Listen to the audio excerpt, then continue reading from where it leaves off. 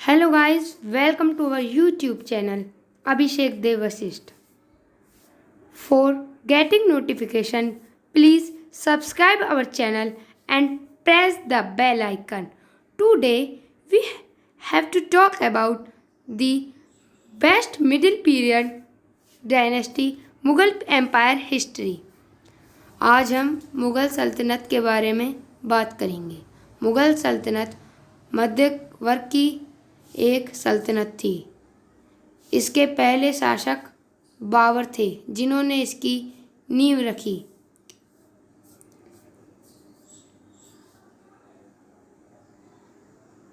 बाबर ने 1526 से 1530 तक मुग़ल शासक की गद्दी संभाली। बाबर ने 1494 ईस्वी में फरगना की गद्दी पर बैठा। बाबर पितृपक्ष की ओर से तैमूर का व पांचवां और मातृ पक्ष की ओर से चंगेज खान का 15वां वंशज था। 1504 ईस्वी में बाबर ने काबुल पर अधिकार किया। बाबर का भारत की तरफ रुख करने का कारण था ऑटोमन साम्राज्य के द्वारा सफादी शासकों की पराजय तथा उज्जैन द्वारा ट्रांस ऑक्शिना क्षेत्र पर अपना नियंत्रण कर लेना, जिससे बाबर की सेना को मजबूरन भारत की ओर रुख करना पड़ा।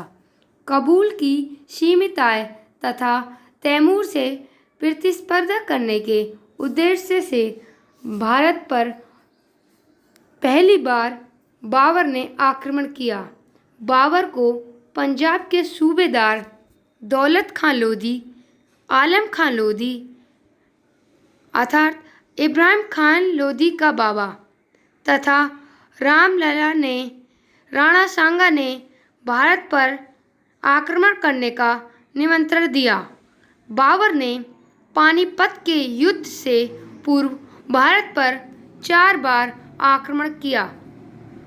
पानीपत का पहला युद्ध 21 अप्रैल 1526 को बाबर और इब्राहिम लोधी के बीच हुआ, जिसमें बाबर की विजय हुई तथा इस युद्ध में उसने तुलगामा युद्ध पद्धति अर्थात गुड्डे को सजाना तथा उस्मानी विधि रूमी पद्धति अर्थात तोपों को सजाना के नियम का मिश्रण उपयोग किया। इस युद्ध में उसने तुलगामा युद्ध पद्धति का भी उपयोग किया। बाबर ने अपनी आत्मकथा बाबरनामा में केवल 5 मुस्लिम शासकों बंगाल, दिल्ली, मालवा, गुजरात, बहमनी तथा 2 हिंदू शासकों मेवाड़ एवं विजयनगर का उल्लेख किया है। पर बागों को लगाने का बड़ा शौकीन था। उसने आगरा में एक बाग लगवाया जिसे नूर अफगान या आधुनिक आराम बाग कहा जाता है।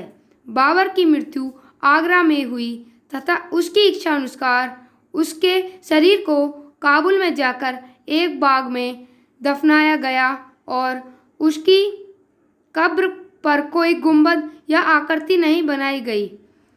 इसने सर्वप्रथम सुल्तान की परंपरा को तोड़कर अपने को बादशाह घोषित किया। इसे भारत में बारूद के सर्वप्रथम उपयोग का श्रेय दिया जाता है। इसने भारत में गंजिका अर्थात ताश का खेल तथा इश्कबाजी कबूतरों का खेल की शुरुआत की। बाबर ने अपने छोटे से कार्यकाल में काफ़ी युद्ध किए, जो कि निम्न प्रकार हैं। प्रथम युद्ध बाबर ने पानीपत में युद्ध करा, जिसे पानीपत का प्रथम युद्ध कहा जाता है, जो कि वर्ष 21 अप्रैल 1526 ईस्वी में करा गया, जो कि इब्राहिम लोधी और बाबर के बीच किया गया था, जिसमें बाबर विजयी घोषित हुआ था। अगला युद्ध खानवा में लड़ा गया, जो कि वर्ष 17 मार्च 1527 ईस्वी में हुआ था, जिसमें बाबर ने राणा सांगो को परास्त किया। तीसरा युद्ध बाबर ने चंदेरी में किया, जो कि 29 जनवरी 1528 ईस्वी में मैदानी राय के खिलाफ किया, जिसमें भी बाबर विजयी हुआ। अंतिम व बाबर का सबसे प्रसिद्ध युद्ध घाघरा का युद्ध था, जो कि 6 मई 1529 ईस्वी में अफगानों द्वारा बाबर पर आक्रमण किया गया, जिसमें बाबर ने अफगानों से युद्ध करा व बाबर विजयी हुआ। उपयुक्त चारों युद्धों को बाबर ने जीता और अपने छोटे से कार्यकाल में अपने आप को भारत का प्रथम मुगल शासक होने के साथ साथ वीर योद्धा साबित किया। बाबर के बाद उसके पुत्र हुमायूं ने शासन किया, जिसका कार्यकाल इतना अच्छा नहीं था। आइए अब हम हुमायूं के बारे में बात करते हैं। हुमायूं को शेरशाह सूरी ने परास्त कर दिया था, जो कि कई सालों तक खाना बदोश की तरह इधर से उधर भटकता रहा। हुमायूं बहुत ही सहनशील राजा था। माना जाता है कि हुमायूं की मृत्यु सीढ़ियों से रपटकर हो गई थी। हुमायूं ने कई पुस्तकों का निवारण किया और हुमायूं पुस्तकों से चहीता था। आइए हम हुमायूं की जानकारी बड़े हिस्से पर प्राप्त करें। दूसरा मुगल शासक हुमायूं था। यह उसकी एक अफगानी पेंटर ने पेंटिंग रची है। हुमायूं का कार्यकाल 1530 से 1556 तक रहा, जो कि इसमें 2 बार गूढ़ रचित है। बाबर का उत्तराधिकारी बाबर का उत्तराधिकारी 1530 ईस्वी में हिंदुस्तान के सिंहासन पर बैठा। 1539 ईस्वी में हुमायूं और शेरशाह के मध्य चौसा का युद्ध हुआ, जिसमें हुमायूं की पराजय हुई। इस युद्ध में अपनी जान बचाने के लिए हुमायूं अपने घोड़े सहित गंगा में कूद पड़ा और भिश्ती की सहायता से अपनी जान बचाई। हुमायूं ने उस उपहार के बदले में उसे 1 दिन का बादशाह बना दिया। 1540 ईस्वी में हुमायूं और शेरशाह सूरी के मध्य विलग्राम का अर्थात कन्नौज का युद्ध हुआ, जिसमें हुमायूं की पुनः पराजय हुई और शेरशाह ने हिंदुस्तान के तख्त पर कब्जा कर लिया। इस युद्ध की पराजय ने हुमायूं को 1555 ईस्वी तक हिंदुस्तान से बाहर इराक के साफवी शासक के दरबार में निर्वासित जीवन जीने के लिए मजबूरन बाध्य कर दिया। 1555 ईस्वी में मुगलों और अफगानों के मध्य सरहिंद स्थान पर युद्ध हुआ, पर इस युद्ध में अफगान सेना का नेतृत्व सिकंदर सूर तथा मुगल सेना का नेतृत्व बैरम खां ने किया। अफगान बुरी तरह पराजित हुए।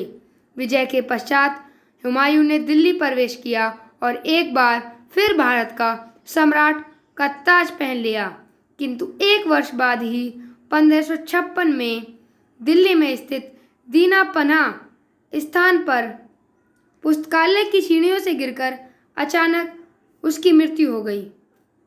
वह न तो अच्छा सेनानायक था, न ही अच्छा प्रशासक, किंतु वह आशावादी और लगनशील व्यक्ति था, जो अपनी जनता और प्रजा के लिए हमेशा दृढ़तापूर्वक कर लगाया था। आइए अब हम हुमायूं के दौरान शेरशाह सूरी के शासन की बात करते हैं। शेरशाह सूरी, जिसे सूरी वंश का संस्थापक भी कहा जाता है। शेरशाह सूरी ने बचपन में इसका नाम फरीद था। एक शेर को मारने के कारण इसका नाम शेरशाह पड़ा। 1539 में चौसा का युद्ध बाबर के साथ हुआ तथा 1540 में कन्नौज युद्ध में हुमायूं को पराजित कर शेर शाह सूरी की उपाधि धारण करी और अपना नाम का खुतबा पढ़वाया। 1540 ईस्वी में विजय के बाद शेर शाह सूरी हिंदुस्तान के सिंहासन पर आसीन हुआ और सूरवंश की स्थापना की। इसे सूरवंश का संस्थापक कहा जाता है। 1545 में कालिंजर अभियान के दौरान एक बारूद के विस्फोट में विश्व भर में प्रख्यात शेर शाह की मृत्यु हो गई। इसने अपने शासनकाल में निम्नलिखित कार्य किए। मृदा सुधार, इसने पुराने घिसे पटे तथा मिलावटी सिक्कों के स्थान पर स्वर्ण, चांदी और तांबे के प्रमाणित सिक्के का प्रचलन शुरू किया। चांदी का रुपया ही बाद में मुगल व ब्रिटिश मृदा प्लानी का आधार बना। भू राजस्व सुधार, इसने कृषि योग्य भूमि की पैमाइश करवाई और मापन के लिए सिकंदरी गज तथा सन की डंडी का उपयोग किया। अपने राजस्व अधिकारी टोडरमल की सहायता से लगान वसूलने के लिए जब्ती प्रणाली की शुरुआत की। इसे टोडरमल का बंदोबस्त भी कहते हैं। कानून और व्यवस्था, कानून व्यवस्था बनाए रखने के लिए इसने कठोर व्यवस्था का अनुसरण किया। किसी भी क्षेत्र में कोई वारदात होने पर इसने उस क्षेत्र के मुखिया को दंडित करने की व्यवस्था लागू की। कर सुधार, इसने व्यापारियों पर लगाए जा रहे अनेक करों को एक रूपता प्रदान की। इसके समय में व्यापारी से एक से दो स्थानों पर दो तरह के कर वसूले जाते थे। सीकरी गली, इसके अंतर्गत पूर्व से आए गए व्यापारियों को 2 करों का भुगतान करना पड़ता था। प्रवेश कर और इसके पश्चात बिक्री कर, जिसे अब टोल टैक्स भी कहते हैं। और सिंधु नदी, इसे अंतर्गत पश्चिम से आए गए व्यापारी को 2 करों का भुगतान करना पड़ता था। प्रवेश कर और इसके पश्चात बिक्री कर। परिवहन सुधार, इसने परिवहन के क्षेत्र में सराहनीय कार्य किया। इसने लोगों के आवागमन के लिए कई सड़कों का निर्माण करवाया। इसमें मुख्य सड़कें थी ग्रांड ट्रंक, बंगाल के सोनार गांव से आगरा व दिल्ली होते हुए लाहौर तक। सड़क की मरम्मत, आगरा जोधपुर चित्तौड़ सड़क का निर्माण तथा मुल्तान लाहौर सड़क का निर्माण। इसने यात्रियों की सुविधा के लिए प्रत्येक 2 कोस लगभग 8 किलोमीटर पर 17 सरायों का निर्माण कराया, अर्थात इन सरायों का दायरा 13,600 किलोमीटर तक था। इसके अतिरिक्त इसके यात्रियों के लिए उनके धर्म के अनुसार रसोइयों की भी व्यवस्था की। इन सरायों के माध्यम से इसने गुप्तचर तथा डाक सेवा को प्रोत्साहित किया। यह कली हुना नाम की मस्जिद का निर्माण कराया, जो कि भव्य भवनों का निर्माण जल के माध्यम से होता है। अगला अकबर का शासक अमरकोट के रामा प्रसाद के वक्त में 15 अक्टूबर 1542 ईस्वी में हुआ। अकबर ने अपने बालपन में ही गजनी और लाहौर के सूबेदार के रूप में कार्य किया।